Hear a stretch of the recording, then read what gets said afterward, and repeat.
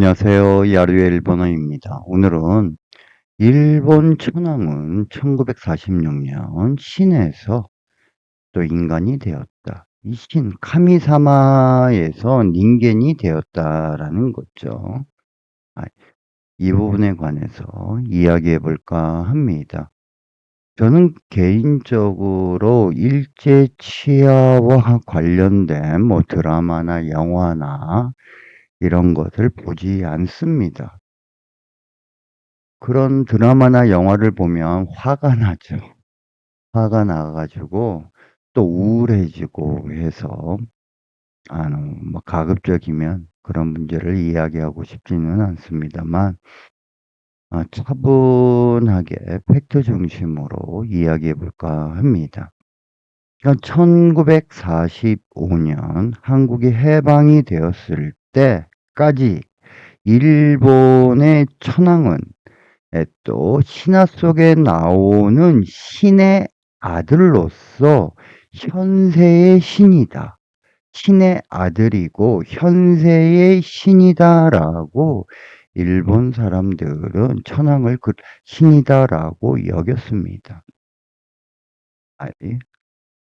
납득이 안 가죠. 천황을 현세의 신이다라고 이렇게 믿었다라는 것 자체가 납득이 잘 안 갑니다.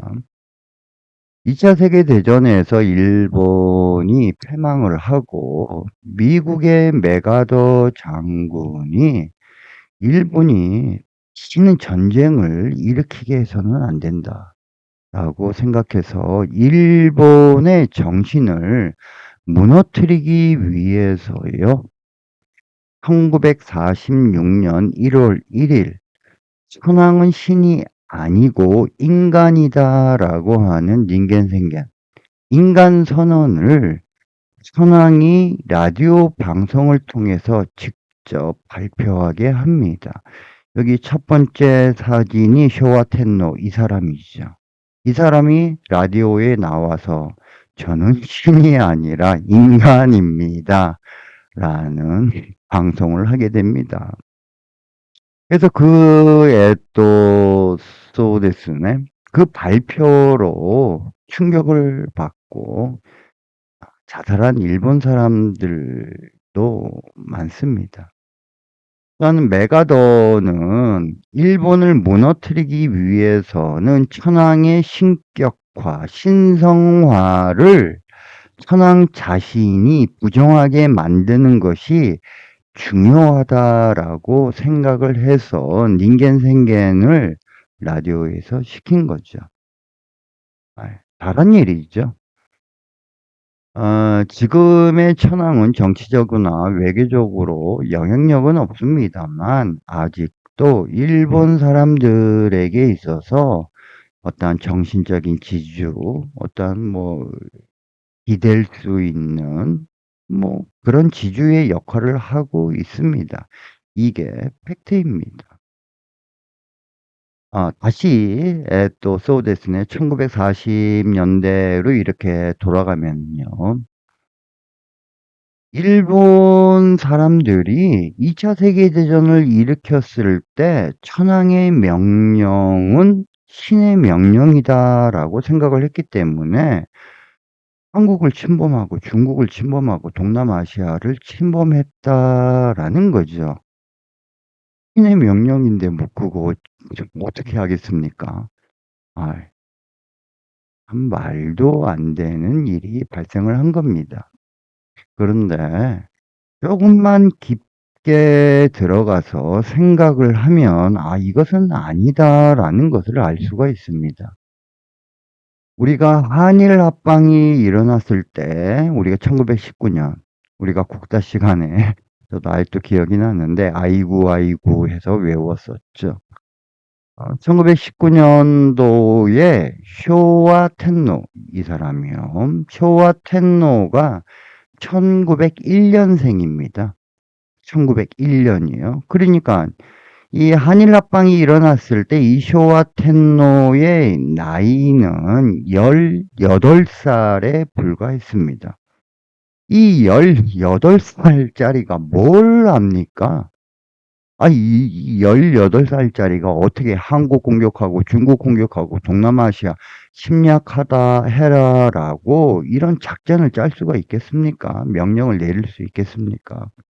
그러니까 이 쇼와 텐노는 허수아비였었고 그 밑에 있는 이토 히로부미를 중심으로 한 7인회가 일본을 좌지우지했었었고 이들이야말로 진짜로 전쟁을 일으킨 주범들이죠.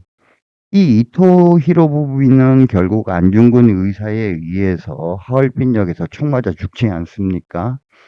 이 이토 히로부미가 일본의 초대 총리였었죠. 안중근 의사님 정말 대단하시죠? 초대 총리를 총으로 쏴서 저격을 해서 죽였으니까요. 그러니까 이 18살짜리의 명령이다라고 믿고, 우리가 일본 드라마 보면은, 또, 일본 군인들이 천황폐하 만세에서 텐노 헤이카 반자이라고 이렇게 말하는 거, 이게 납득이 됩니까? 18살짜리의, 소데스네.